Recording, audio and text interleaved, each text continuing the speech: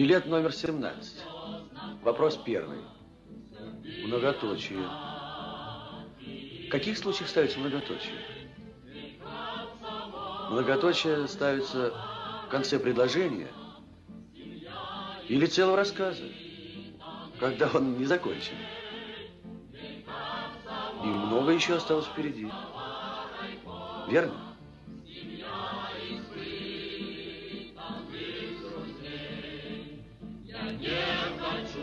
Мне пора.